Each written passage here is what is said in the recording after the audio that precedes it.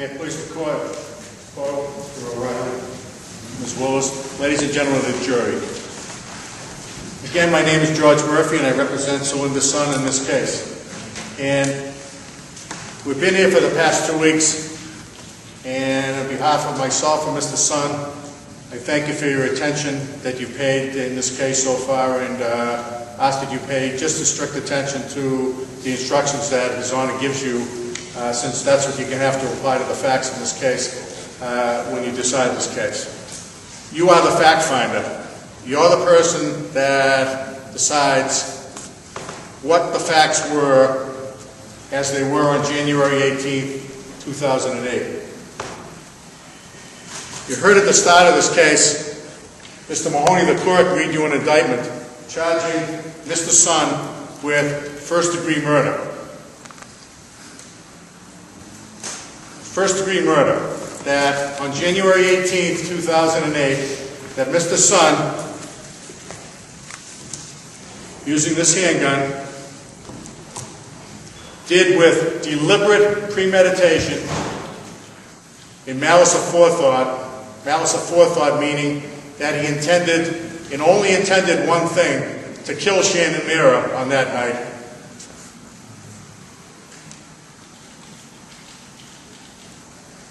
That he did so on January 18th, 2008. That he did, with that handgun, shoot her with deliberate premeditation, which means that he deliberated, thought about it, and specifically intended to do something, and then acted upon that premeditation. That's the only charge in this case, ladies and gentlemen.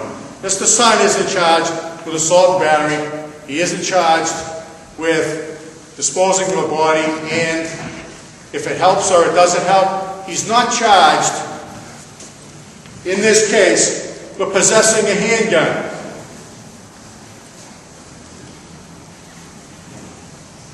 I told you 2 weeks ago when we started this case that this case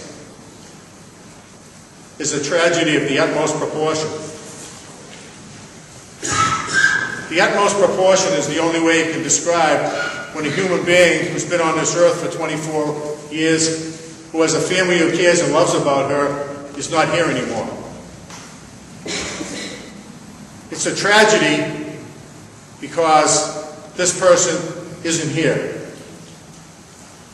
Now, we did an extensive process in this case of picking jurors, picking 16 jurors. I know there's 15 now and there'll be 12 to deliberate. But we took an extensive process because at the start of this case, Judge Chernoff told you that you have to decide this case without prejudice, without sympathy, without bias. It's not an easy job. It's not an easy job at all. Because when you get down to it in this case, you're deciding what happened up on the second floor of Westford Street. Not what happened before, not what happened afterwards. It's not going to be easy to do. He's not charged with disposing of a body. It's going to be hard to separate that from what happened upstairs. Now you can sit there and go over Victor Ortiz, Barbara Salcia, George Alcia, Rosa Vargas, and all those people, and decide how the body of Shannon Meara got from Westford Street to Skyline Drive. And as difficult as it is to put the bias, the outrage of this gruesome, unpleasant, horrible experience, this disgusting thing that happened of disposing of a body and putting it in a dumpster, but it has nothing to do, I suggest, with this case. This case is, did Silinda Sun shoot Shannon Meara, and did he do it with deliberate premeditation and malice aforethought? Malice aforethought is a fancy word for, did he intend to specifically kill Shannon Meara up in that apartment?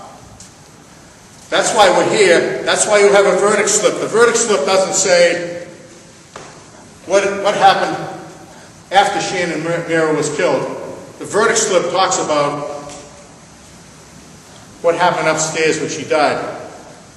And His Honor is going to instruct you on first-degree murder and what it means. He's going to instruct you on second-degree murder, and he's going to instruct you on involuntary manslaughter. He's going to tell you what the elements of each of those crimes are, and you're going to have to decide this case. You're also, because you're the fact finder, you're also the persons that are going to have to decide what you believe in this case, the credibility of the witnesses, what stories they tell you, and do you believe them, do you believe part of them, do you believe all of them, or do you believe none of them?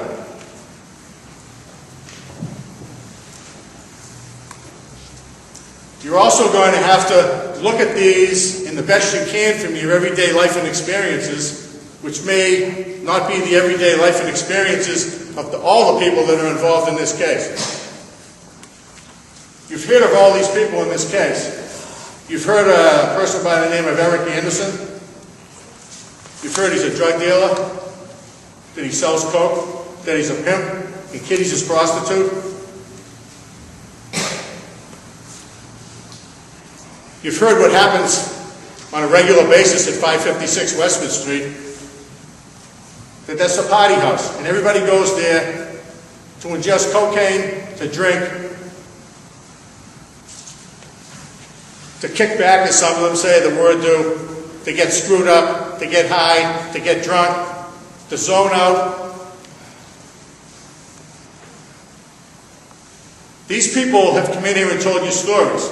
There's only one person in the course of this 2 weeks, I suggest, that has come on the witness stand and testified as to what happened upstairs. At some point in this case, you've heard testimony from Sen Pov, and you've heard that he is, quote, a cooperating witness. He made a deal. And for that deal, getting out when this case is over, or time served, or whatever word you want to use, his deal is he's got to come in here and tell a story and ask you to believe the story beyond a reasonable doubt, and he goes home. Now you heard from another person in this case, Thomas Conlon. He also has a promise to prosecute. Promise not to prosecute. Because despite what Mr. Conlon, as he's on the stand, is testifying, and I suggest a car salesman, he's a car salesman. He feels comfortable with everything he did during the fall of 2007 and into 2008. And you're going to have to evaluate his credibility when he tells 3 stories, one on January 20th, one on August 19th, one on November 8th, and another story when he came in here to testify in court. You heard from Lisa, the woman I can't pronounce her last name, Sanasola. You heard from Kim Silva. You heard from a woman downstairs named Michelle Rondon, another convicted drug dealer, drug user, drug dealer, on default from court, the police driver to court, police driver here. You take that into account when you evaluate these people. When these people say they're high and drunk and whatever, you have to use that when you evaluate people's credibility and what's their motive for testifying. You heard from a Johnny Morales. I have a mood disorder. My mind is kind of screwed up. I don't remember things well. But I did 18 months and I've been convicted of several crimes. And I'm on parole, so I live with my mother and father. But then when you hear the evidence in the case, he lives downstairs with Michelle. So you have to evaluate that when you evaluate these witnesses and their credibility. Because some things jump out there that don't make any sense at all. Rosa Vargas, who told you over and over again, "Hi, I'm confused, I do a lot of drugs, I don't know what's going on. I heard a gunshot at 1 or 2 in the afternoon." You heard from Kim Silva. She didn't hear anything. She left that apartment 5, 6 o'clock that evening. And when I am talking about different witnesses and what I remember, ladies and gentlemen, it's your memory that counts. If my memory is different than your memory, please just throw whatever I said away and go with your own memories. I'm not here to throw fastballs by anybody. I'm here to tell you what I remember about this case and how it applies to the law and how it applies to the verdict slips.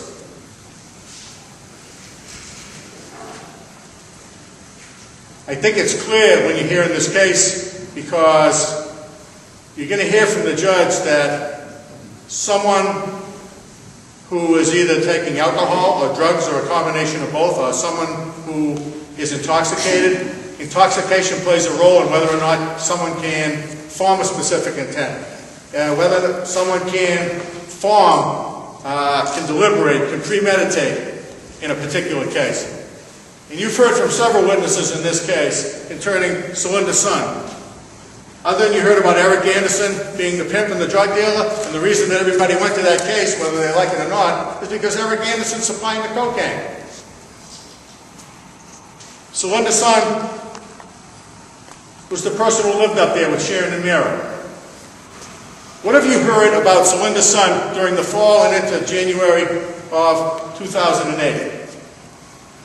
You've heard that he's virtually always in the apartment, he's always drunk, he's always drinking, and he's always doing cocaine. And it just doesn't come from people that frequent that particular place. It started out very early in this particular case. You heard from the cousin of Sharon and Meara, who went there because of what she saw, and whether or not this was from a remote control or she was beaten with a fist. She was beaten. And it's not a pleasant thing to talk about. It's not a pleasant thing to do to a human being. But it doesn't mean you're guilty of murder, and it doesn't mean you're guilty of anything. It's up to you to decide that. But what did you hear from Adam? Adam, who's the cousin, stated that he went there with Shannon and two other friends to retrieve belongings for Shannon and Meara. And he saw this person seated on a couch. And he saw him sitting on a couch, and he went over there and he gave him a few whacks, and maybe he deserved a few whacks if he's the one who did that to Shannon and Meara. And I said, what did you see when you saw Silinda Sun? Well, I saw him. He looked like he was in a daze. Now, Pav said he saw him pull it out of his jean pocket. You think you could carry this gun and no one would see it in your jean pocket? Well, on the night that Adam went there and hit him on the couch, you never heard of him about grabbing a gun. You saw a person who he said sat there in a daze. Him, once again, in a daze. You heard Johnny Morales. Yeah, I go up there. I get my coke from Steve. And Steve's a friend of mine. Of course he's a friend of his. Johnny Morales told you he drives that SUV of Thomas Collins around because he probably delivers the coke for him. He's a criminal with a criminal past, and he's a coke user. And what did he tell you? Well, I go up there and I get my coke from Steve. Yeah, Son does coke with us. Son drinks up there. What's he drink? Well, he drinks EJ, he drinks Hennessy's, E&J, beer, and uses coke. That's Johnny Morales. You heard from Lisa, who saw Silinda Sun on that night, January 18th, 2008. She said that he was very, very intoxicated. And what did you mean by that? Well, I tried to say it in the grand jury, but the DA cut me off. It means he was drunk and he was on some type of other drug, because his eyes were rolling back in his head when he sat down on the couch. And I know him. I have his brother's baby. I see him all the time. I never saw him like that, the way he was on January 18th, 2008. You heard from Tom Conlon, the person who, I just left him the car. Well, geez, if the guy uses your car to deliver cocaine, yeah, probably, that has nothing to do with me. I go up there and I get cocaine all the time. And Steve gives me, out of the goodness of my heart, he gives me cocaine.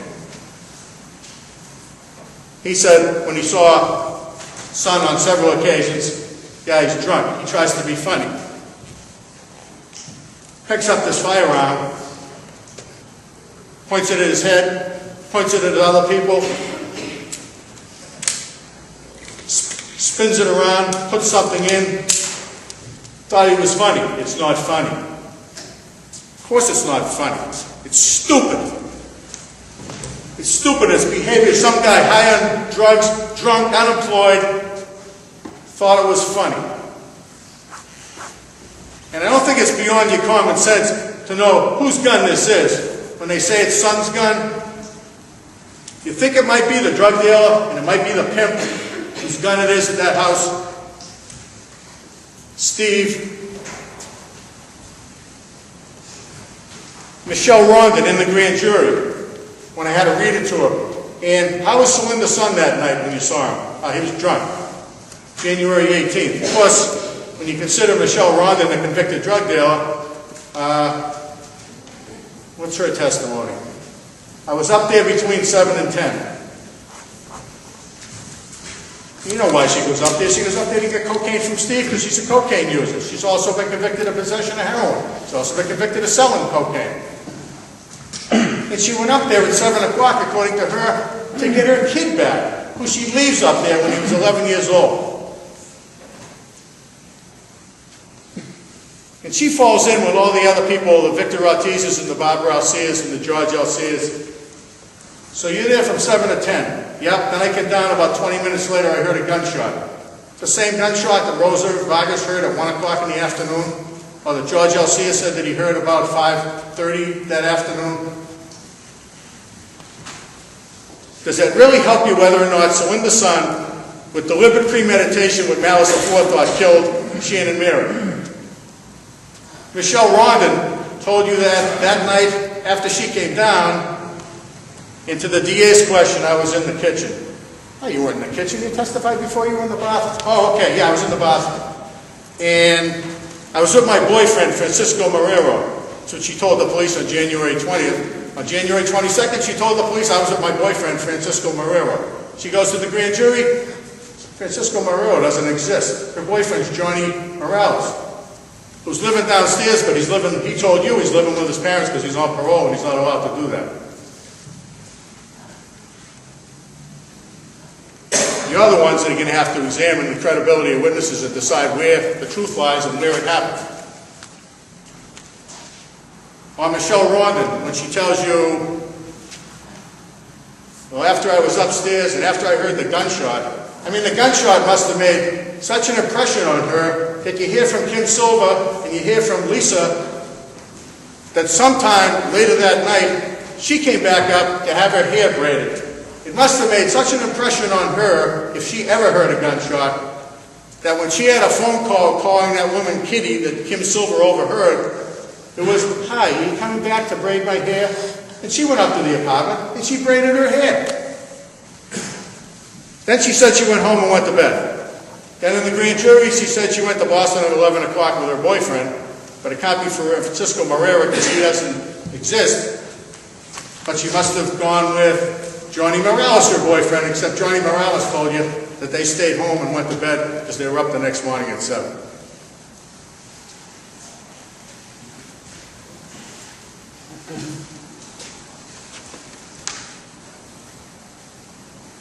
Then you have the people, if it helps you, but I suggest it has nothing to do with what happened up in that apartment. You have Victor Alcia, who said he showed up at 7 o'clock, and he waited outside, and he never went inside. George Alcia, who said, I use a lot of drugs, said that Victor, who does heroin, who told me not to ask him any more questions about it, came in the apartment. George Alcia told you that he went to Manchester when he was picked up by his cousin, Meara Flores Reyes. But that doesn't jive with Victor Alcia because he said he picked him up and they drove right back to Dorchester. Barbara Alcia told you she arrived about 5:30 in the evening, taking the train. Victor Ortiz told you she was never in the car. She was in Boston. But he wasn't sure because he did a lot of drugs back then, so he doesn't know.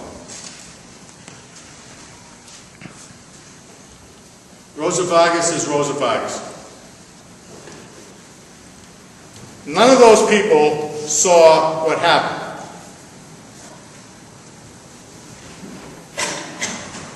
We never heard from Eric Anderson, we never hear from Param So, and we never heard from this person, Kitty.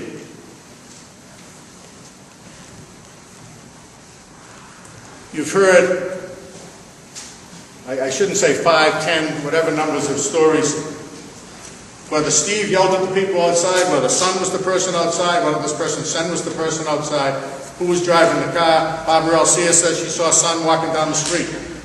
Someone else saw Sun driving the car, someone else saw Steve drive the car. But really, what does that have to do with how you find whether or not Silinda Sun delivered, premeditated, with malice aforethought in relation to Shannon Meara? I suggest they have nothing to add to that.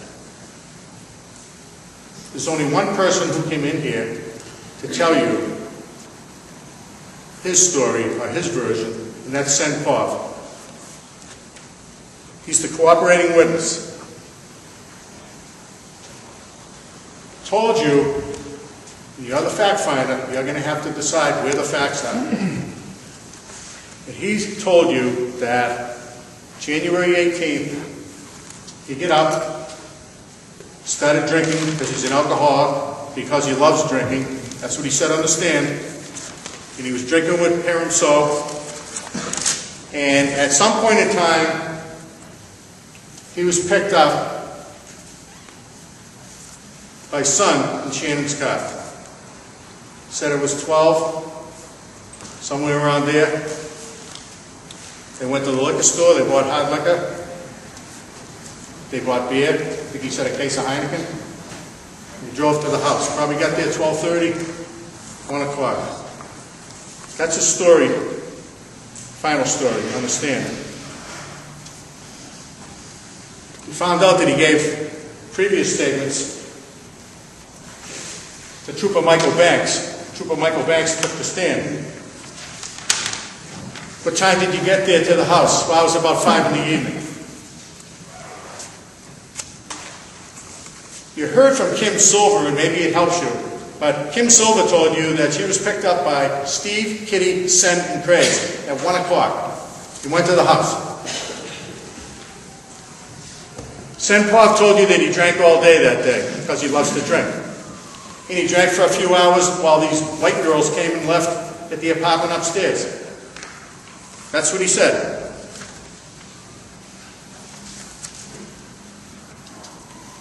He said that sometime, Hiram So, not him, and I'd ask you to consider, using your common sense and everyday experience, this guy used to go out with Michelle Rondon. And he said he never used drugs with Michelle Rondon. Because he told you, he looked you in the eye in the witness stand, the cooperating witness, his lawyer right over here, and told you that this was the first time he ever used coke. And it's an out-and-out lie. And he finally admitted that on the stand. And he did cocaine that night. He did cocaine in that apartment, if you want to believe that story.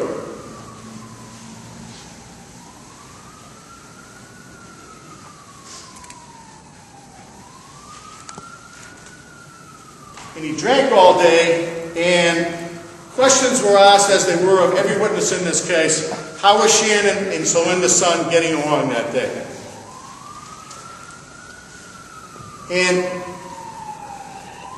you heard Kim Silver tell you that at some point she came back for a short period of time and she left to get beer, so that the people in this apartment can continue the cycle that they do each and every day, get drunk and get high. And she brought it back, she went in the living room, she sat with Silinda Sun, they were getting along fine, she had a sandwich, and at some point in time, you heard testimony from witnesses that cocaine was put on the table. And that Silinda Sun did cocaine, Sen Pov did cocaine, and it wasn't his debut. Hiram So did cocaine. Did other people do cocaine? It's your memory. I don't remember.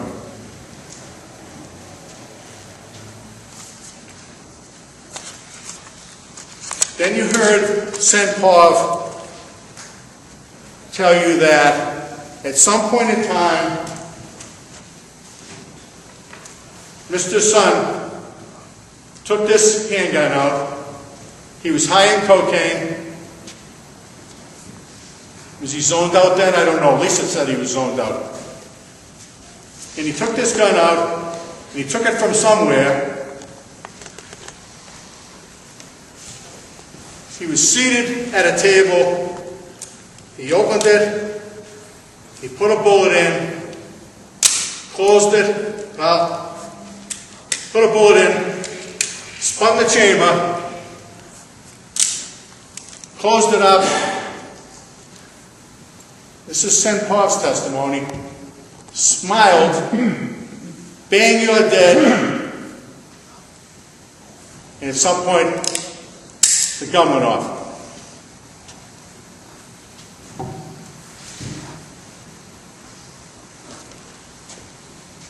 I asked Michael Banks when he was on the state trooper that when he talked to him, what did Senpov say? Did he say he was playing Russian roulette? Yeah.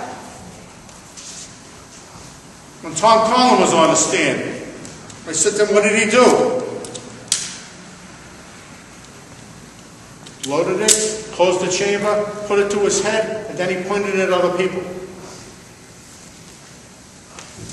Now that's Senpov's story.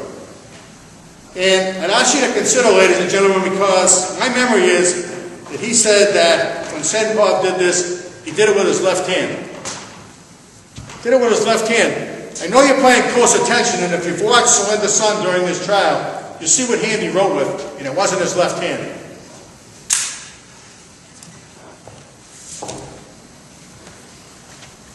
You're going to have to decide, in this case, if you believe that Silinda Sun had that handgun in his hand, such as he did when Tom Collins saw him. Maybe he did when Johnny Morales said he was in the shower, if that ever happened. Because I did ask all those other witnesses if they were home during that Thursday. And Johnny Morales said, he came down with the gun playing around. I didn't like that. And then they finally left. Tom Collin told you on a couple of occasions that he was playing this stupid Russian roulette game. Stupid, drunk, and high. Reckless. I think Senpov said he went kind of crazy. That's the testimony. And when this gun went off, what did Senpov say Silinda Sun did? He said he was stunned, shocked, paranoid, and took the gun and went, dropped it to the table. According to his testimony, there were 5 people there. Are you going to deliberately premeditate with malice or forethought with 5 people sitting around a table and only put one gun in, spin it, put it in, bang, you're dead, with a smile on your face, then the trigger goes off? And when the trigger goes off, the gun goes on the table because everybody, using Senpov's word, was spooked and panicked.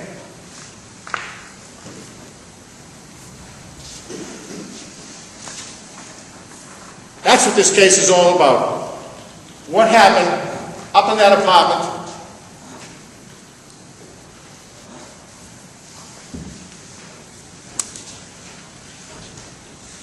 Now,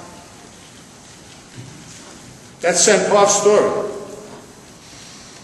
Changes a little on cross-examination, but it's Senpov's story. Because he says at some point, he takes this firearm from Paramso,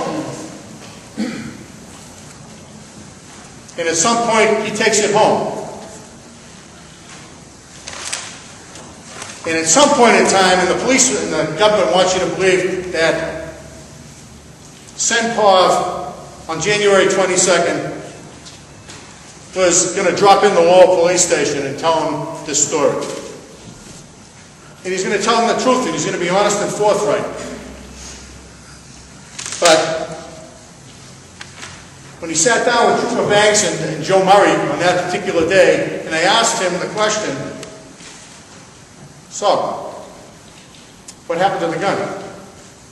I don't know. So, where's the gun? I don't know. And you heard Trooper Banks. That's what happened. Then I asked him, did anybody promise this guy anything? Make sure he's going to tell the truth? And the answer was no. And then I asked,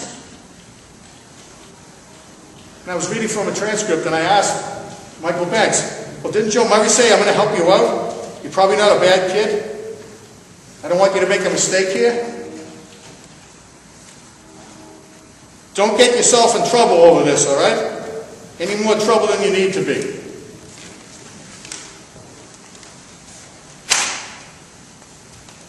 And then he told another story. He told another story in the stand.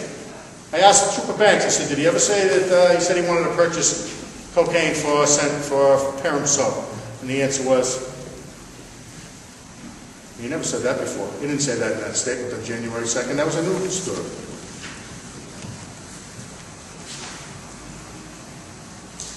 He's the cooperating witness. The Commonwealth doesn't even know if Senpov's story on the stand is the truth.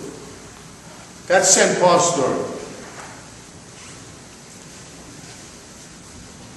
But there is one consistent thread through this. This man over here, who every day is either drunk or high or both, or dazed or zoned out or very, very intoxicated. Several witnesses have seen him play with the gun. It's a lethal potion. Drugs, alcohol, and guns, they don't mix. We're told that in grammar school. We're told that in high school. We're told that in college, and we're told that in adulthood. It doesn't prevent people from being stupid and asinine and reckless.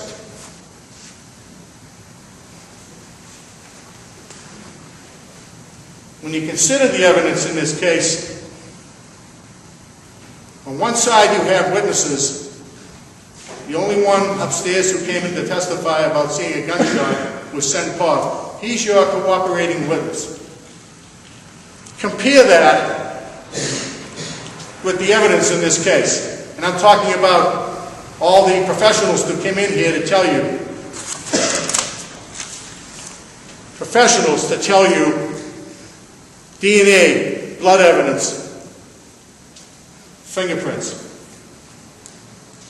There's many, many witnesses in this case who told you that the SUV hatchback, which I suggest doesn't help you with whether someone deliberately premeditates, but there's a lot of evidence talking about either Sun or Sen or Steve or somebody using the back of that car. Opening it, closing it, opening it, closing it, gear shifts, steering wheels. Now one fingerprint, and this is the expert who told us that the best thing he can get fingerprints from is glass or cars. Not one fingerprint that comes from the back of that particular car, not one. And no fingerprints found anywhere in the car back to Silinda Sun. Why is that?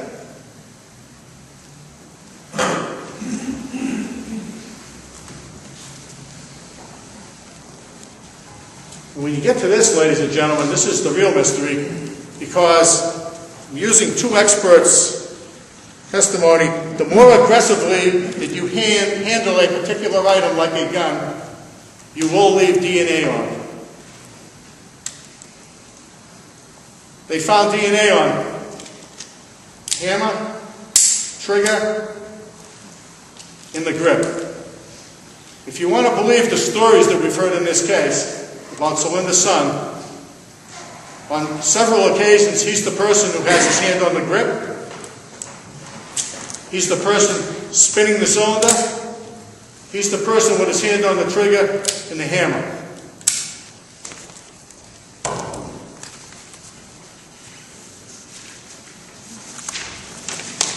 The DNA in this case is clear.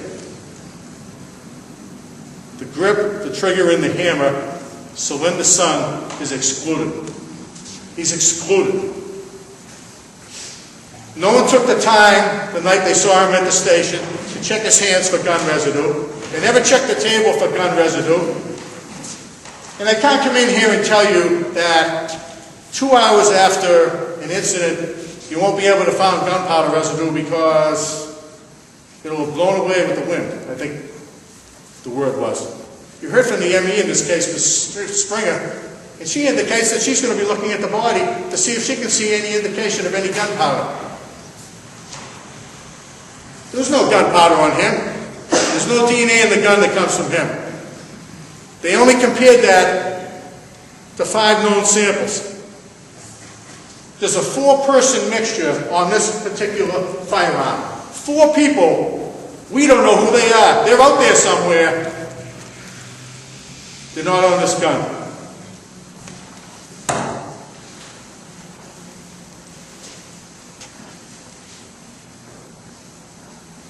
Ladies and gentlemen, at some point in this time, you're going to go in the deliberation room, and you're going to sit there after listening to Judge Chernoff's instructions, and you're going to have to sit there and say, for first-degree murder, we have to believe beyond a reasonable doubt, not probably, not a strong probability, but beyond a reasonable doubt, that Silinda Sun is the person who killed Shannon Meara. Then you're going to have to take the next step and say that Silinda Sun, on that particular day, had that firearm, he held that firearm, he premeditated, he acted on that and specifically intended in front of 5 people to shoot Shannon Meara and to kill her.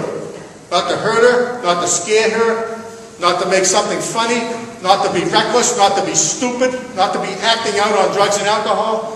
That he clearly, in his mind, deliberately premeditated, looked, aimed, and intended to kill Shannon Meara.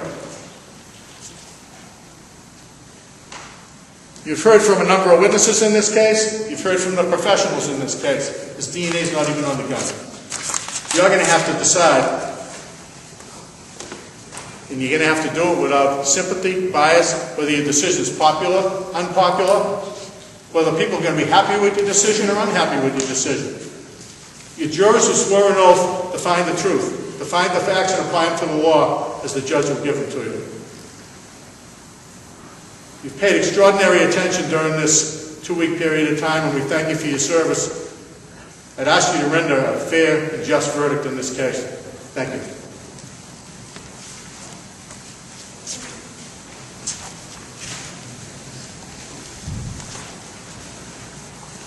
Good morning.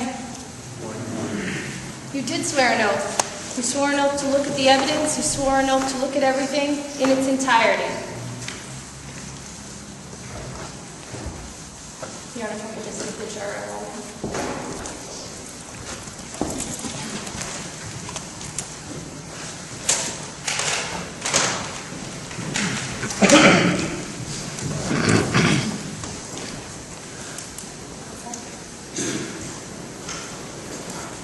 This case is not about people on the first floor who didn't wear a watch and obviously have drug problems. This case is not about people who are unemployed and don't know necessarily if it's Friday or not. This case is about Shannon Meara and how she was brutally murdered in the kitchen by her boyfriend. Her boyfriend, Silinda Sun, treated her in life as he treated her in death. When he beat her, weeks before he killed her. Adam Evans and Jennifer Evans told you that a few weeks before she was murdered, she called Adam Evans hysterically crying, asking him to pick her up at the Walgreens. And when he got there, he saw that she was beaten. He saw that she was injured. The defendant had used a fist filler, remote control, to beat her. They went back to the defendant's home because that's where Shannon Meara was staying. Adam Evans tells you they gathered up a bunch of clothes. They just kept gathering up clothes. They put it in the car. and they took her back to his parents' house. Jennifer Evans saw her sometime later. She was still upset. And she saw the injury to her face, and she photographed the brutality of that attack. Adam Evans told you he didn't want Shannon going back to Silinda Sun. That he was so serious about that he told her he could not have contact with her if she was going to make that choice. And she did, ladies and gentlemen. She made that choice, and she went back to her boyfriend. And this is what happened. She went back to 556 Westford Street. And when you look at that entire weekend, and when you look at the entirety of the testimony, I want you to think of two things. I want you to think about consistency and demeanor. I want you to think about that entire weekend in the context of their relationship as a relationship that occurred over several months. And when you look at the phone records, you will see that the defendant, Silinda Sun, called Shannon Meara just after midnight on the 18th, Friday, the day she was killed. He called her just after midnight, and he called her at 12:11. He called her again at 12:16. Called her again at 1:33. Called her again, continuously. Clearly, he can't be with her if he's calling her. Clearly, she's in Rhode Island, just as Susan Thongville told you. He calls her again at 3 in the morning. He continuously calls her. And by the morning time, when she wakes up, she starts to call him back. She calls him back, and she calls him continuously throughout the day of the 18th. You'll see on her phone records, she calls him over 70 times. She's not with him on Friday morning. She can't be. The amount of phone calls going back and forth between the two people logically tell you, obviously, they're not together. Even though Silinda Sun tells the police they woke up that morning on Friday together. They didn't. Susan Thongville told you she drove Shannon Meara up to that apartment later that afternoon. Susan Thongville, who had also seen injuries to Shannon Meara, consistent with what Adam and Jennifer Evans saw. Susan Thongville tells you that her black eye had started to heal. Consistent with what the medical examiner told you was a black eye that had started to heal. Susan Thongville told you she had seen cuts, she had seen bruising, she saw a black eye that Shannon was trying to cover up with makeup.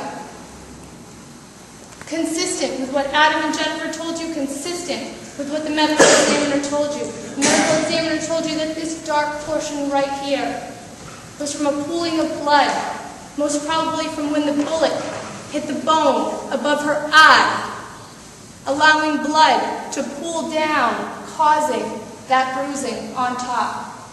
Consistent with her being shot in the head by her boyfriend. The defendant treated her in death as he treated her in life when he threw her away.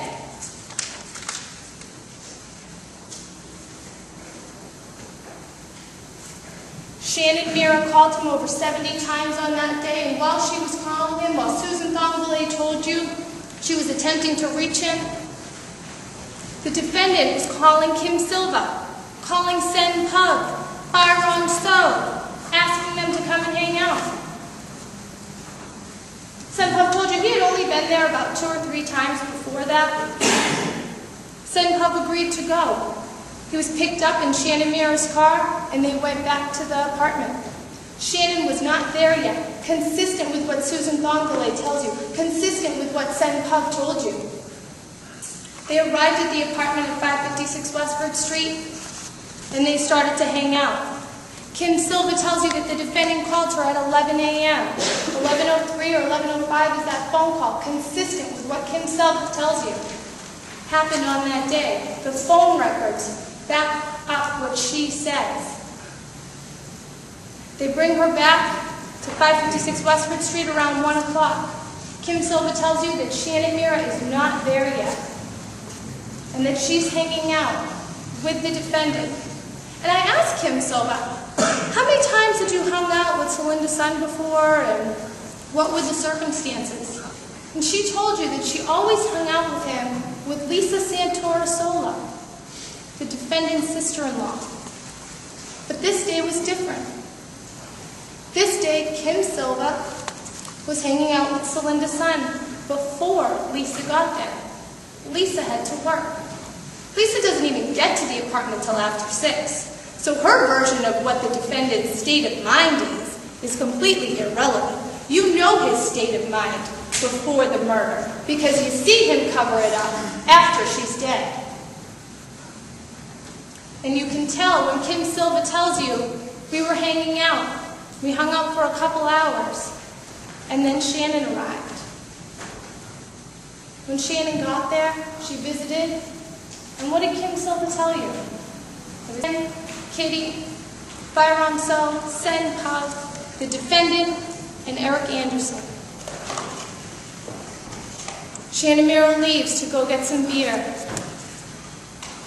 She returned to the party, consistent with what Michelle Rondon told you when she saw Shannon Meara in the kitchen, putting away bags.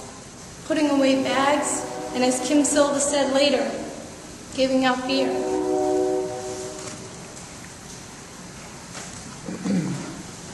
As Shannon was in that apartment, Kim Silva told you that she saw the two arguing.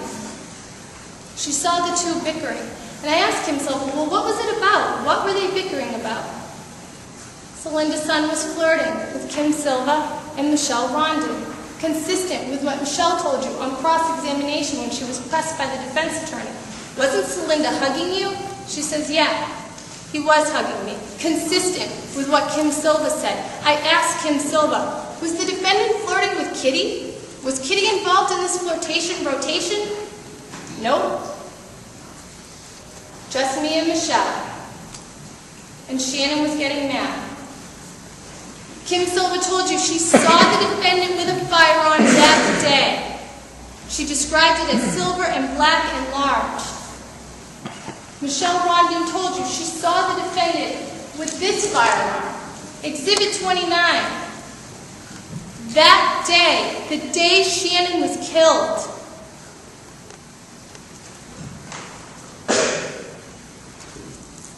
Kim Silva told you that she left to go get Lisa Santora-Sola. She left with Kitty and Michelle went downstairs. Kim Silva told you that the defendant was with Shannon Meara and Shannon Meara was alive in the kitchen with the defendant, consistent with what Michelle told you. On the day Michelle heard the gunshot, she saw Shannon Meara alive in the kitchen with the defendant, consistent with what Sen Pug told you.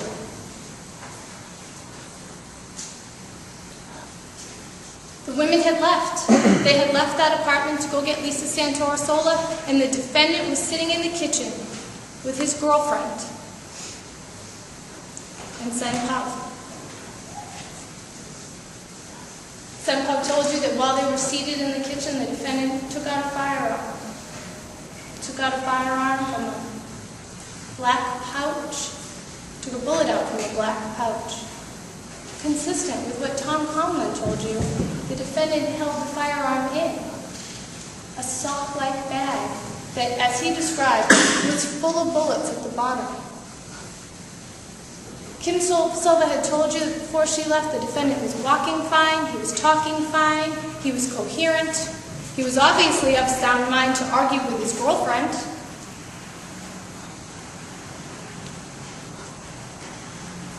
He took out one bullet. He didn't drop the bullet. He didn't drop the gun.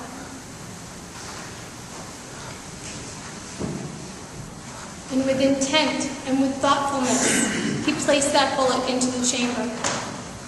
And as he placed that round into the cylinder, he clicked it into the proper location. and as he clicked it into the exact location ready for firing,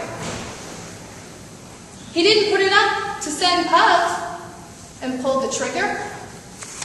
He didn't put it up to his own head and pull the trigger, because if he had, he'd be dead. Not Shannon Meara, not in that dumpster that's her coffin. He'd be the one that was dead. He knew where that bullet was, and that's why he wasn't playing a game. That's why he didn't put it up to his own head. Because if he had, he wouldn't be here. You heard from Sergeant Cahill. When the round is, you can see on the outside where the round is. This was Silinda Sun's gun. He had been seen with that gun by 5 different people. 5 different people. He had pointed that gun at Shannon Meara before. He had pointed that gun at Tom Conlon before. He never pulled the trigger at anyone else he ever pointed the gun at. He never pulled the trigger at himself. There had been a spent shell casing inside that weapon. Sergeant Cahill told you that means it has been fired before. Tom Conlon had seen an empty casing. The defendant knows how to use that weapon. It's the defendant's weapon. And with the deliberate and dexterity of fingers and of mind, put that round into place. He put it in the exact location for firing. Sergeant Cahill showed us when he was up on the stand that the cylinder moves and the bullet fires. And after placing that bullet into the proper location, and after clicking that firearm shut, the defendant knew it was loaded. He knew that the bullet would come out. He wasn't playing a game. I asked Sen Pub, hey, was anybody playing Russian roulette, or is that just a phrase you use for the spinning? He said no one was playing. I asked him, was the defendant playing Russian roulette? No. Were you playing Russian roulette? No. Was Shannon Meara playing Russian roulette? No. The reason the defendant wasn't playing Russian roulette is because the defendant is the one who would be dead if he was. That bullet was in the exact proper location, and the defendant held it up, feeling the weight of the firearm in his hand. He used 2 hands, not one, 2 hands to steady that firearm. His eye looks down through the cylinder, seeing where the bullet is, down the barrel, seeing where his target is, and he shoots her right in the head. 1 shot to the head. He looked down that barrel, and he looked at the woman he had been dating, the woman who had called him 70 times that day, the woman who would interrupt his flirtation rotation between Kim and Michelle.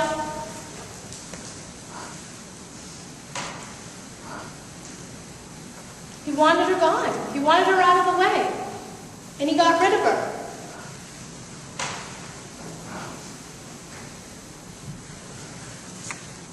His thought process after the murder is a reflection of his intent and his thought process before the murder. He shoots her in the head. She falls to the ground. What happens next? Silinda Sun doesn't go over to see if she's okay. He doesn't check on her. He goes down the stairs. Chairs are moving, consistent with what Michelle told you. She could hear a movement of chairs, and she could hear people running downstairs. Everyone in that first floor apartment told you that a dark-colored vehicle backed up. Tom Conlon told you he lent the truck, the SUV, to the defendant's household, lent it to Eric Anderson, because that's what he often did. Silinda Sun knew that. Silinda Sun admits to driving that vehicle, not on Friday. Notice when he first talks to the police, he has no idea what the blue Tahoe is even about. They ask him, hey, do you know who Tom Conlon is? He says, who? You know, the guy who owns the car? He finally admits, yes, he's driven it before. And as he runs down the back stairways, moving this giant vehicle, he backs it up a narrow driveway.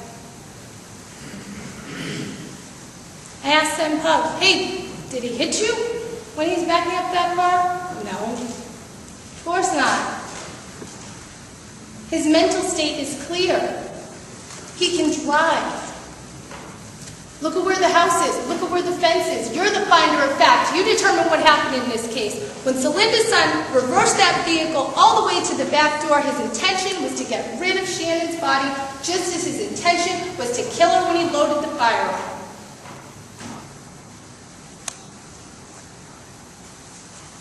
She's brought into the back area of the Tahoe. Her blood found in the back. You don't need a chemist to tell you that the pool of blood right here on a buckle, this red-brown stain, is blood. It's obvious. Use your own common sense. But the chemists do tell you, not only is that blood, it's Shannon Meara's blood. What does Sen Puff tell you? After Silinda Sun backed the vehicle up, after I had tried to clean up the blood on the kitchen floor, I went back upstairs. The body was wrapped. And I helped Eric Anderson take the body down the back stairs. Her dead weight carrying down the back stairs. Her body hit the stairs, consistent with what the medical examiner told you, were injuries that were reflective of injury just before or just after death. Now, you know she didn't have any injuries on her forehead as described by the medical examiner before death, or any injuries right in between the eyes as described by the medical examiner before her death.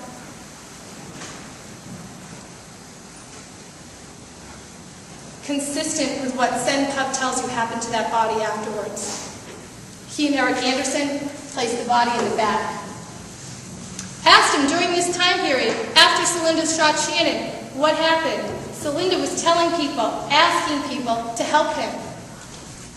Sen Pup did help. He cleaned up, consistent with what the chemist told you, consistent with bleach smelling in the apartment.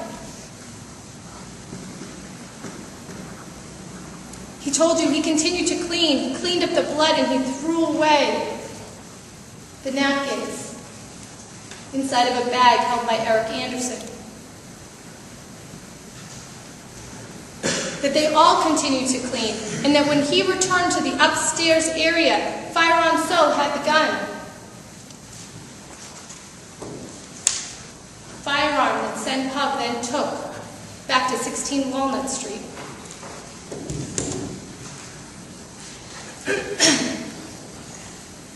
Asked Sen Pup what happened next. Said Silinda was driving, told me good looking out, and I left with Firearm So. I took the gun and I hid it in the stove. Defense counsel makes a big deal about how there's no DNA on that gun that links the defendant to the weapon. And when you had your DNA experts up there, I asked them, can any factors affect handler DNA? And they said yes. The best source of DNA is the biological, the blood found in the back of the Tahoe. Any type of biological is the best source of DNA. I asked, what about handler DNA? Witness after witness after witness explained. Handler DNA is fragile. It's as fragile as Shannon Meara's skull was the day he put a bullet in it. It's as fragile as any other DNA that can be tested. And when you touch something, it depends on whether or not you're what they call a shedder, somebody who sheds skin cells. And if you touch something and you put your DNA on it, there's no time stamp on it. Furthermore, things such as heat can affect DNA.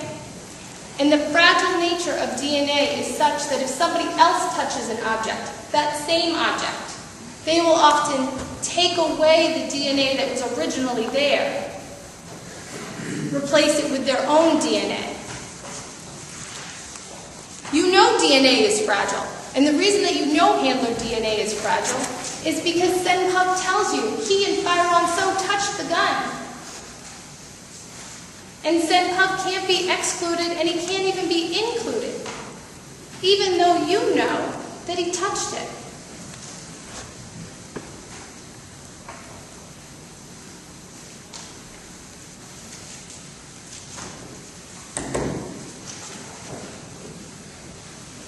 Gun was found in the stove, in the broiler area.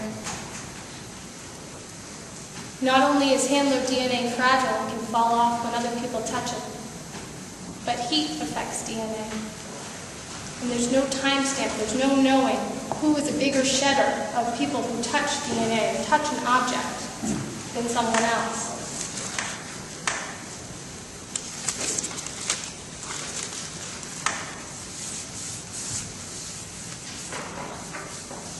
When Mr. Murphy says that Senpub somehow orchestrated this, ask yourself, how would he know to blame Silinda Sun? How would he know about the prior injuries? Why would he tell the police immediately that they are here to talk to him about a killing as opposed to something else?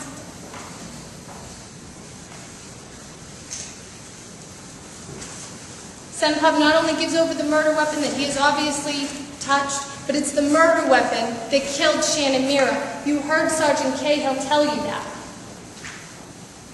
Senpub didn't know that the defendant had pointed the firearm at Tom Conlon before. Senpub didn't know that the defendant had pointed his firearm at Shannon Meara before. And when you think about what happened that day, when you think about the fact that Silinda Sun was viewed by 3 people driving this Chevy Tahoe, it's not just Senpub that says anything. He's corroborated every step of the way by people he could not have even known about. Kim Silva tells you that when she arrives back at the house at 556 Westford Street, before she goes upstairs and smells the bleach, consistent with what Senpub told you was happening upstairs, consistent with the chemist finding nothing on the floor, she sees the defendant driving the Tahoe. Kim Silva is friends with Silinda Sun. She has no motive to say he was driving if he wasn't. Ask yourself this. If there's a body in the back of a vehicle, are you going to let the legally blind drug dealer Eric Anderson drive the car? Or are you, Silinda Sun, of sound mind, who just orchestrated the cleaning of a body, who just asked your friends to help you destroy and hurt evidence that could hurt you? Or are you, Silinda Sun, able not only to back up that vehicle in reverse, but of sound mind to drive that vehicle to a dump site, get rid of other trash bags, which he's seen carrying by Michelle Rosa Rondon,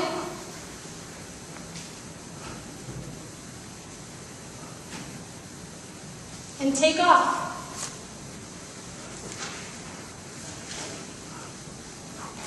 The defendant's gone for approximately 1 hour. Just prior to him leaving, there's a push-to-talk between him and Eric Anderson. It's consistent with what Senpub says, that the defendant is backing up the vehicle and everyone is upstairs cleaning. 5:27 is that push-to-talk. It's approximately 1 hour time period where there isn't contact between him and Eric Anderson. I submit to you that's because they're together. Later on at 3 in the morning, you see the defendant's cell phone hitting off of the Skyline Drive area in Drake. It's unknown if that body was dumped within that hour that he was gone, or if it was dumped much later. But very clear that that body was dumped so no one else would find it. And when you look at the evidence in this case, you'll see that there was trash on top of her, and that trash is William Hoey's trash and Bob T-Bolt's trash. And they told you that dumpster is utilized by 2 different buildings, by many different people. That their trash was on top of her, and they placed their trash there at 5:30 on Saturday evening, the 19th. That's when Bob Thibault dropped his trash. 6 o'clock, Saturday evening on the 19th. That's when Mr. Hoey dropped his trash.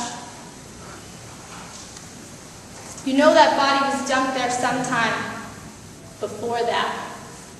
And what's consistent with the physical evidence in this case is that when the females returned to that party, they asked the defendant, "Where's Shannon?"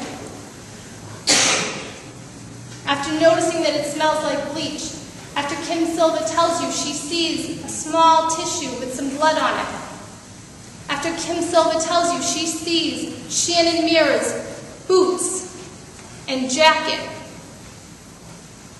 It's January 18th, ladies and gentlemen. It's freezing out.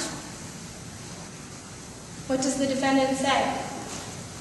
Again, in clear mind, clear voice, walking fine. She left with some friends. She left with some friends. He continues that cover-up story. Friday night into Sunday morning, Arlene Meara, the mother of Shannon Meara, goes to his house. She sees Shannon's car in the driveway. She's banging on the door. She can hear a male voice and a female voice in a television. She tells you she is frantic. She cannot find Shannon, and Shannon will not answer her phone. Shannon's phone activity stopped at 4:06 p.m. on the 18th. She cannot find her. She's trying to find her daughter, and when she calls the police, and the police arrive, the entire house goes dark.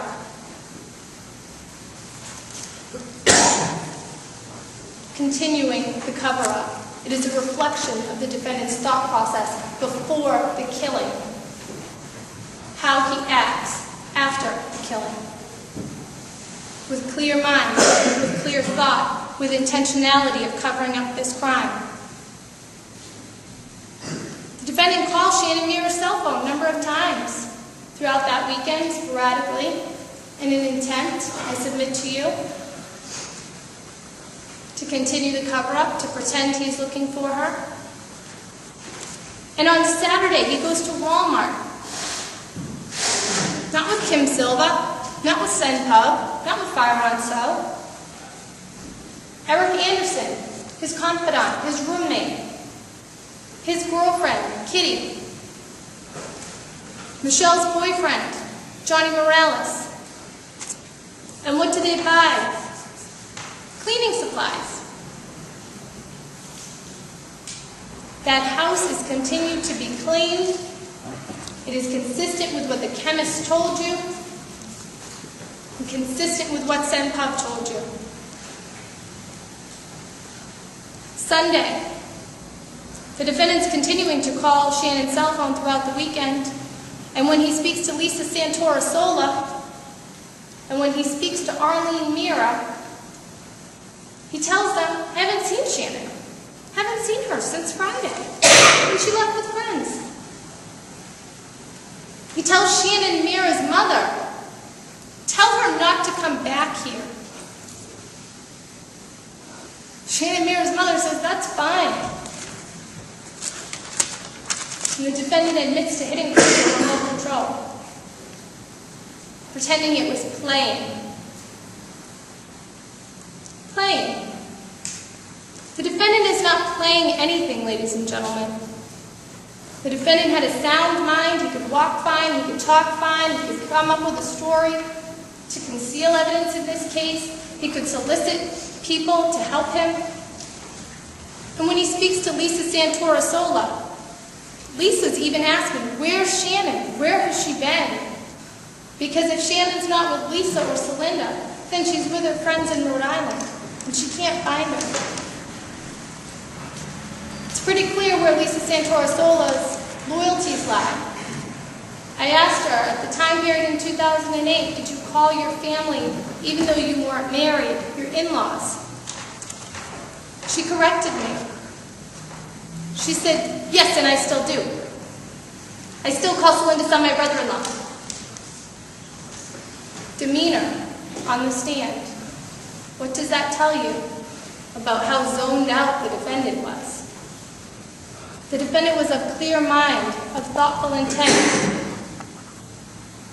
And when he talked to Lisa Santoro-Sola, he continued with the lie on Sunday, telling her that Shannon had left with friends, and said, hey, if you hear from her, tell her to get her stuff.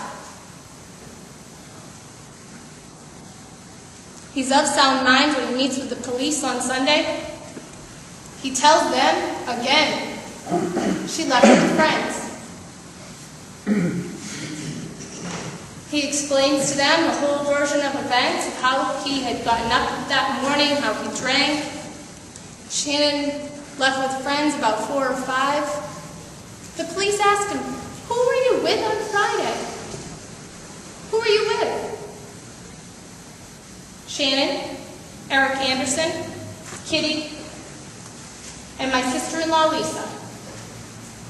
They ask him again, all right, let's make sure. Who were you with on Friday? Shannon, Eric Anderson, Kitty, and my sister-in-law, Lisa, got there about 6.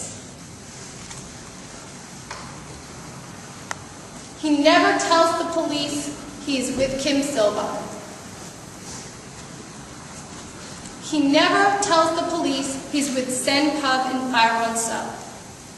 The police ask him numerous times. Those are the people who can fill the pieces of the puzzle and can tell you as you sit here what happened in that kitchen.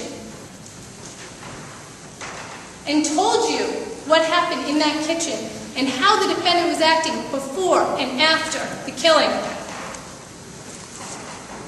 How he acted before with intent, with intentionality. How he was able to load that firearm, click it into the exact location, hold it up, and shoot it at his girlfriend's head, killing her.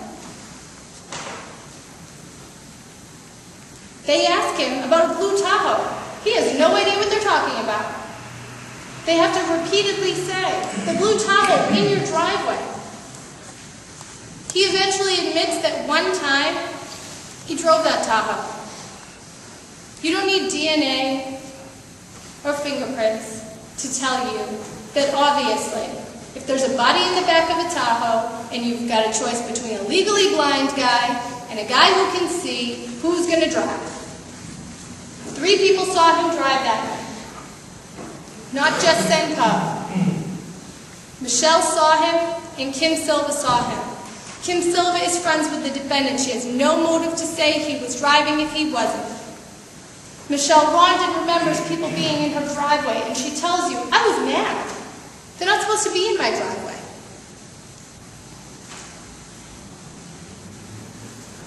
That's how people can remember, by events. Not by times, not by dates, by events.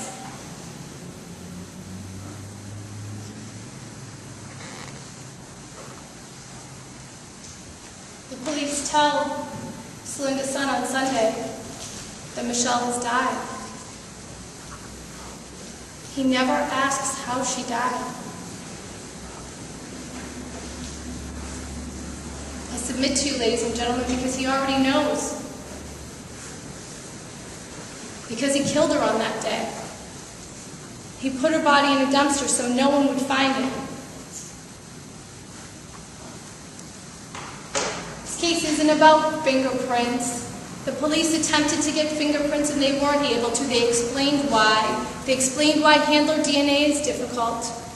They explained the interior of a car is designed such now that it is plastic. It's not a good surface for a print.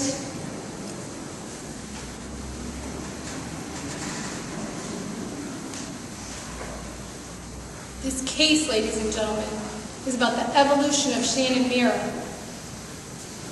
And how over time, over dating this defendant,